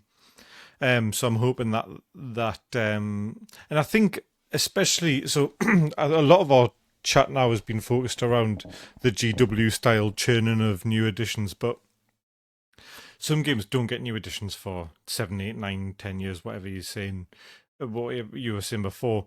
And I think Dropfleet hasn't had a new proper edition since it came out originally under a completely different studio. It's owned by TT Combat now, but it was under Hawk Studio, I think, or something like that, originally. And they've actually got the original guy who developed the game back working for TT Combat now, pushing the game, which is pretty cool. He's helped work on the new edition. So, yeah, I think 10 years is a long enough time for a game to get a proper new edition and get some new rules, and games are a lot different to what they were 10 years ago, and I think a lot of lessons have been learned from other people's releases, and some developments in the sort of themes of games and cool mechanics and all that kind of stuff, and from outside of wargaming as well. Absolutely. Like, I mean, there's good and bad things have been brought through from board games or from video games, and like understanding the things that like hook people in. Absolutely. So yeah. Cool. I mean, this is something. So we did a bit of a shout out on a Discord, and some people came out with, some of their experiences in new editions. And so, like, one example that was given was Spearhead, and that thing about being a chance to jump in all the ways that like GW probably didn't quite get it right with Combat Patrol for 40k. It feels like, I mean, mileage may vary, but I think like Spearhead looks like a pretty successful jumping in point now, and it's done what it's meant to do. Success, so like it's a version of AOS. It's on a smaller board. It's so much faster, but you are in broad strokes still playing AOS. Yeah, it's the same sort of core rules, and you can get like a bunch of games done, quickly in an evening. You can play a game in sort of an hour or so, can't you? So. Yeah, absolutely. So it can be a great time to jump in because it's a level playing field. Yeah. Or because there's a sort of like an adjunct version of the game which actually is sort of like specifically designed to actually get people in. Yeah. I think that's well developed sets like that are something that other companies can learn from. In terms of, so Infinity did do it for a while. I had that Code 1 rule set, which was like the Infinity Light version. So they stripped out a lot of the more complicated rules and you played a smaller game. But yeah, I would love to see that, like a sort of like a mini condensed rule set purely for learning. I don't like Spearhead as a format for anything other than learning. It's not my vibe, and I know, but it is for other people. And actually, if that's what you get out, if that's what you want to get out of it, that's great. But I think having that little condensed rule set for people to learn games is a really good idea, and definitely people could take note of it, and think about applying it in a rulebook. Instead of just having that. This is how this works. Like, here's the game. And Corvus Belly did used to do this. It'd be like, right, your first game's going to be these 3 models and these 3 models, and we're going to do the very basic actions. That's what we're going to do. And we're going to learn how to play the game from the ground up instead of just it being an alphabetical list of rules or whatever, you know what I mean? It's onboarding, isn't it? And that's what people call it. And onboarding, it's onboarding and sort of, like, stacking rules up from like adding layers of complexity as you sort of go along. I'll tell you what, that bolt action rule book's been like it's a bit of a blast from the past. That there's just like great screeds of I don't know, like let's call it flavor text, in amongst your rules. And obviously it's just probably, it's a different audience and that's totally fine. And I actually don't mind that, but like I was like, oh my God, where's my bullet points gone? Yeah, please, where's the actual rule for like how to resolve this sort of situation? Yeah. My eyes can't find it in amongst all this sort of flim flam. Yeah. Shout out to Alicia Cavatori for writing those rules, but that still is definitely the case. Yeah. Have you got any games, you'd mentioned any games that really need a new edition? I mean, you've mentioned Drop Fleet Commander there. how long is too long between new editions? Are there any games you can think of that you were really into that sort of like died on the vine because they didn't get that sort of rejig in time?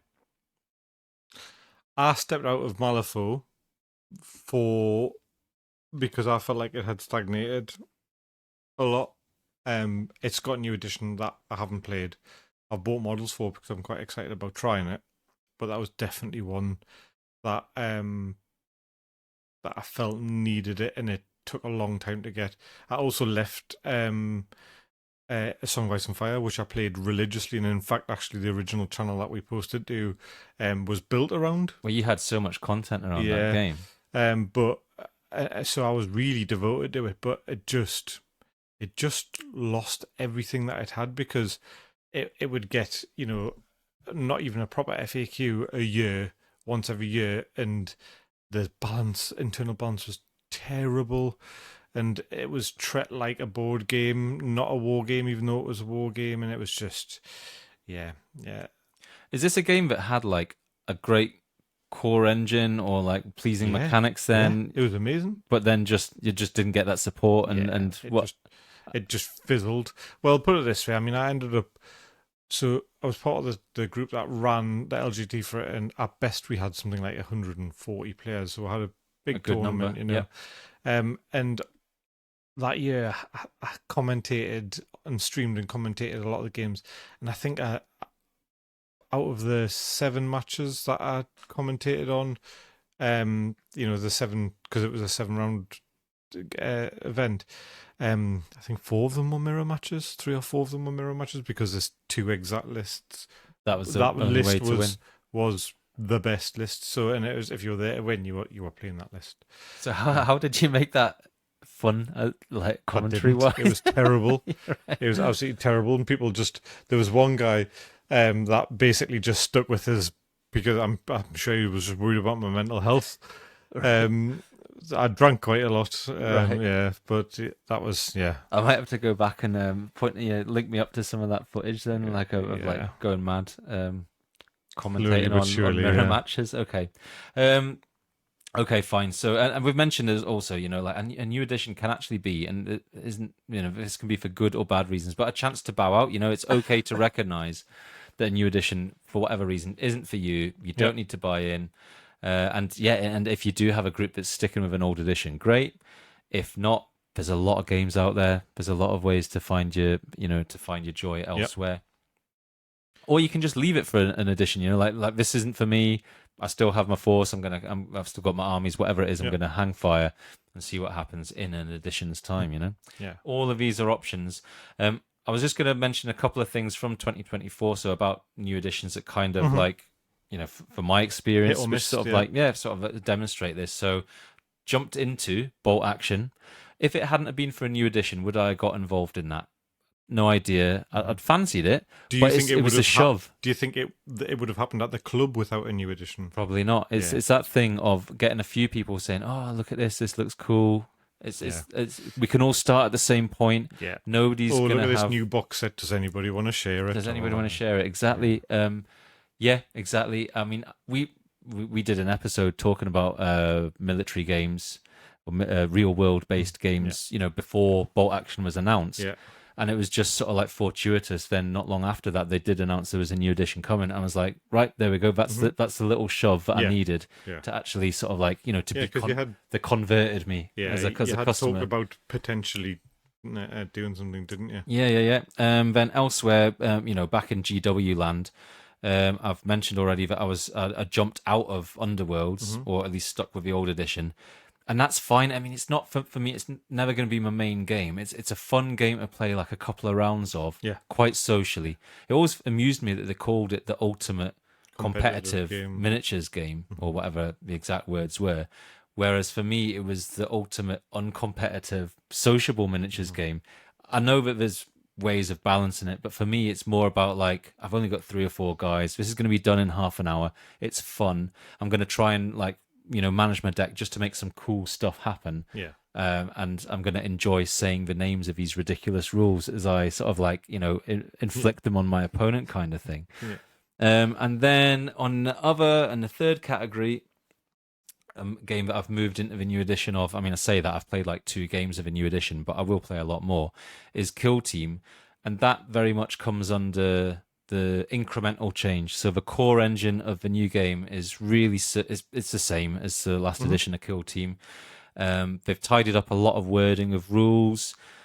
If you played the old one, you can play the new one almost without having to, make many changes at all. They have like changed the stats for a lot of the factions and what things you can bring and how different things interact, but it's really not. It's not a game changer. It's literally not a game changer, and good because It still feels like you're playing Kill Team. Still feels like you're playing Kill Team, and for me, Kill Team is on the. I don't know if it's on the hipster cool list of GW games, but it's definitely on the better side of their sort of rules writing. You still need as many tokens. There's a lot of tokens going on. Josh actually printed us off a really cool little token holder, so you can like pull them out. Yeah, the pitch gets littered with immersion breaking tokens, and it would be lovely if they sort of like figured out a way of sort of making that. I mean, you can just take your miniature and put it on its side or something to demonstrate something. But yeah, there's a lot of tokens. They're kind of smaller, and they've been designed so that it's obvious which miniature the effect of the token is pointing at now. But there's still a lot of tokens. Great. But at its core, it's a good game. I think the guy's called Elliot Hamer at GW. He's one of the better people that writes games there, in my opinion. And I'm looking forward to playing some more of that this year. So that's my experience of new editions. You've got a few yourself though as well, haven't you? Yeah. So, like as I mentioned, Conquest, although not specifically in this year, has kind of hit its 2.0 full stride, and really enjoying that. In N5 for Infinity, I had my first game. Me and Scott played a game facilitated by a lad I want to say called Michael, who was very nice at Northern Alliance Games. First time I've been up there. Yeah, cool. Really enjoyed it. Lots of simplified and unnested rules, like I said, but still feels like you're playing like Infinity. Where's Northern Alliance for anyone in Northeast? Is it Holt's Yard? Holt's Yard, yeah. Is it? Right next really to Proven cool. Goods, yeah. Just on a side note, it's amazing that there's been a couple of new venues, West Allotment Wildlings, best war games club ever, all of that. But it's fantastic that there's some great new venues Big popping games, up across the Northeast. Different, not less. Warlords is there. There's another one that's just... What's the one on the quayside in Newcastle? Oh, Clubhouse. Yeah? Yeah. Yeah. Really, really cool. Yeah. Anyway, sorry, I've interrupted you. No, that's fine. Yeah. Some stuff that didn't land for us is 10th. Just I lost all of for that. Age of Sigmar. I bought the Skaven Tide box. I've ended up selling it. Still sealed. And Old World is obviously that's sort of hit its full stride as well. And I just I got the Bretonnian stuff and still in its box. Stuff that I am keen to try is Kill Team, because I did enjoy. I've only played a few games of Kill Team. Played one with Tom at the club, and I played one with you, which was That's the Into the Dark one. That was it. Really enjoyed that. Lord of the Rings is a game that I didn't play the old edition of, and I feel like this release is going to be my jumping in point. Cool. Are you up to speed with like has much changed? Because that's a game that like is much loved by people that play it. And when they give a new addition to that, I was like, oh, what are they doing? Yeah, well, so I think the rule sets are very similar. Okay. So Peter, who's the lad that ran the tournament at the club, he said the core rules are essentially still the same, and you could even pretty much use some of the old books. Okay. It's just a lot of the army list stuff that's changed, and Drop Fleet, as I've mentioned already, is one that I'm very keen on playing. Very nifty. You've mentioned a couple of you mentioned some square base action there with the Old World. Yep. So when that came back, I was like, oh, it looks cool. There's a place in my heart for like GW square base stuff. So I'm gonna 25, not 20. Yeah. But what I'll quickly make an addendum to my list of things that I want to do this year. I'm gonna do some one-page rules version of fantasy.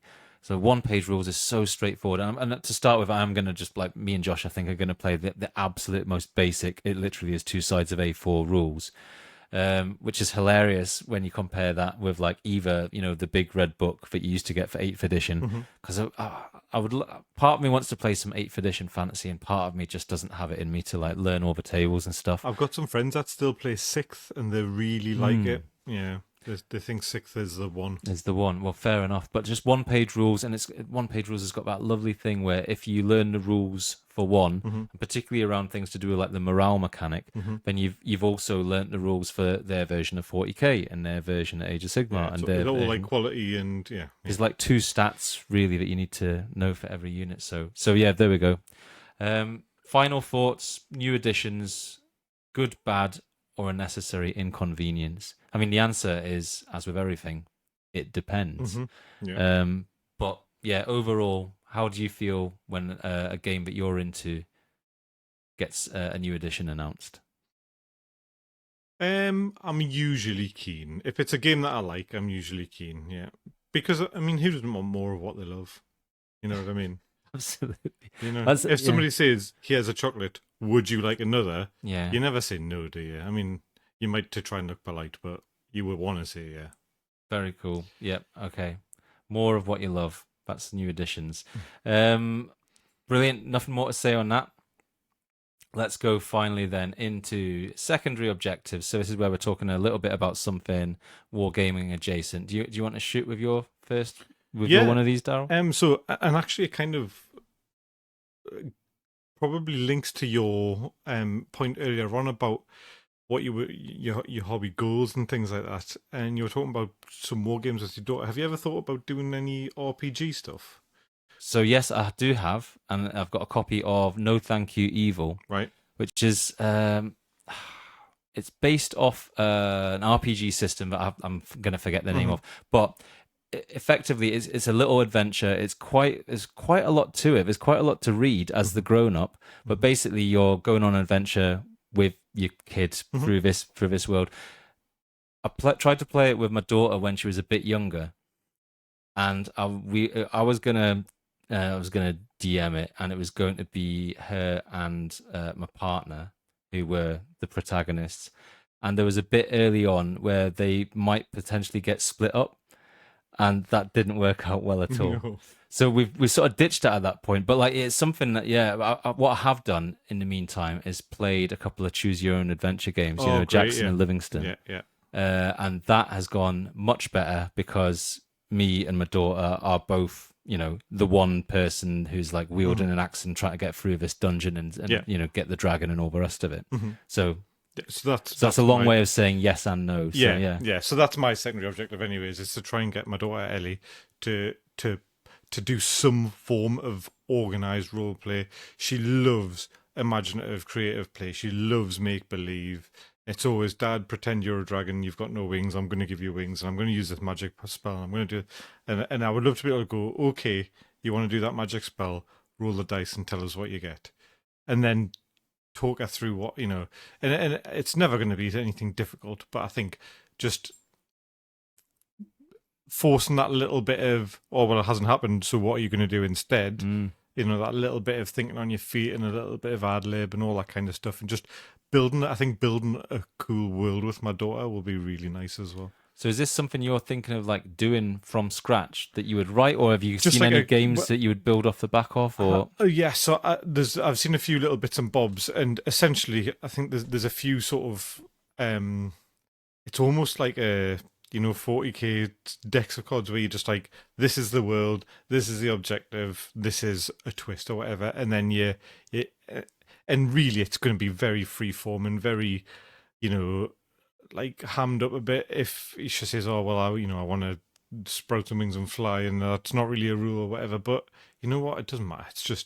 It's just getting used to that sort of that feeling of having a collaborative storytelling experience, which I think is really, really fun. Collaborative make-believe with just a little bit of structure on it. So take responsibility for what you're doing. And it's really cool. Yeah, and the structure. I mean, that's RPGs, so that's exactly what it is. Yeah, and the little bit of structure also, I think, is not just there to limit, but it actually encourages more creativity, because it makes you, instead of just going down that one line that you've got in your head, you come to a junction and you think, oh, actually, I can't do what I wanted to do, but I'm going to have to think of another option. What else can I do? Maybe, oh, Mum, what can I do here? Oh, well, that Mum says I can do this. What about this? Yeah, okay, right. Now it's a group story. It's not just Ellie playing Dad's got a dragon without any wings, and we're going to give him some, that sort of thing. But yeah, I really love the idea of doing that. So that's my secondary objective, is to play a tabletop RPG of some variety, but rolling some. My daughter loves rolling dice, so rolling some dice and telling a story together. Yeah. Well, I have to say, you can tell it's been Christmas and we've been spending a lot of time with our kids, because mine is also wholesomely family oriented. But like, we've just got this daft like treasure hunt game, which is basically just, it turns your house into a treasure hunt. So like, you have to like, if you're the grown up setting it up, you have to like work backwards from like the gold bar at the end. You put a clue here, it says go to this place, and it's just like some shoes, or there's a thing which is obviously the telly or whatever. But it just got us thinking about, like, and this is a bit of a segue, a bit of a leap, but it got us thinking about that thing in games, war games or other games that we're playing, against other grown-ups. Like, why is it that I care about this 40mm round disc that's over here? And so it's got us thinking about, like, I'm not saying I'm going to, like, turn 40k into a treasure hunt, or maybe that would be kind of cool. I mean, yeah. But had to have something, particularly maybe in like bolt action, or like something where it's a bit more sort of thematic, where like, right, I need to go over here and do this thing and like get this, I don't know, weapons cache or whatever, and then that gives me an extra shot in the next round. And then if you go over there, that thing happens. And this is again probably something that would work best sort of collaboratively, rather than like one person having to carry all the rules in their head. But just and I mean, I haven't even been through the bolt action rulebook to like see if this kind of thing sort of like already exists and is like written for you. There used to be scenarios for like crash gliders and stuff like that, but yeah. But I think, just this idea. Also, you could get to a situation in a game where like, you've both got different win conditions. You both need to get somewhere or do something, followed by getting somewhere else and doing something else. Where, and you're shooting each other while it's happening, but like it's possible for you both to win by completing your sort of objective. Like, I need to get this VIP over here and get them off the pitch. You need to Frostgrave's got a bit of that, hasn't it? So Frostgrave kind of does it for you, because there aren't like 40mm discs. There's actual treasure which you can like, and who doesn't like treasure? So that works really well in Frostgrave. But I guess I'm sort of thinking about like bringing that into some other games, and And so, I got more value than I was expecting out of a £10 treasure hunt. Turn your house into a scavenger hunt game. That's a good muse, isn't it? Yeah, I think. And with that in mind, I think one of the things that I've found as somebody who's demoed a lot of games to people is the way to really make someone enjoy a demo game is to give people personal connections or sort of context for the things that they're doing. Yeah. So it's not this person's got a very good shooting statistic, and they, you talk about this person's like a really highly drilled, rugged veteran that's been through all of these wars, and he's renowned for being a sharpshooter and this, that, and the other. Or you talk about all of these grotesque things that are happening in the Spire's armies to make these disposable troops that are so cheap and so poorly equipped and things, but they can come back. And because of all of this X, Y, and Z and stuff, it's given people that like little bit of background lore or background information, or that little bit of flavor text that they might read between some rules in the book. But as they're playing, like, oh, you've just brought 6 people back. Oh, their limbs are all reforming and snapping back into place, and there's just a wide-eyed look of terror in that last little bit of humanity that they've got left whilst they're just reconstituted into biomass or whatever. Like, all of that little bit of, oh, bloody hell, yeah, that's pretty cool, instead of it just being like, yes, you need a 3+ for this to work. It's no, absolutely, it's definitely, it's a difference between playing some rules and playing a game, isn't it? Yeah, exactly right. Yeah, there we go. That sums it up really nicely. I think, like, what are we, humans? We're like meaning-making machines, aren't we? So, like, where it works really well, and where you get like a really good experience, and this can be just because a game's great, or it can be because somebody's demoing it great, or whatever, is where you've got that thing of the rules, facilitating the flavor, which is then feeding back into the rules. And you've just got this virtuous cycle where it feels like, you can, it works with your imagination to actually create some kind of like simulation, basically. Yeah. All right. Brilliant. I think that's just about it. Yep. Yeah, I think we'll wrap it up just about there. Covered plenty of ground, didn't we? Yeah, very good. Yeah, fantastic to get off to a start in the new year with a podcast. Definitely, yeah. It's Thanks, good to be back. Thanks so much for listening, everyone. Yeah, thank you. I hope you've had a great Christmas and a happy New Year if you celebrate those things. Yeah, and I can't think of any better way of celebrating that by liking and subscribing to this channel. Yeah. And leaving reviews and all the rest of it. But yeah, thanks everybody. We're thinking for the next episode, and we've talked a bit about it, but like painting at different scales. Yeah. So we've got a game of War Master plan next week, haven't we? Yeah, we do. So like tiny little scaled stuff. Magnifying glasses out. Magnifying glasses are gonna come out for sure. And then also with your bust club, so like that's kind of the other end of the scale, really. And thinking about how that ties back to 28mm stuff. So that can be a chat for next time when we've actually done some of it. We can talk about it. Sounds good. But in the meantime, thanks again. Thanks for listening. And cheers. Thanks everyone. Bye.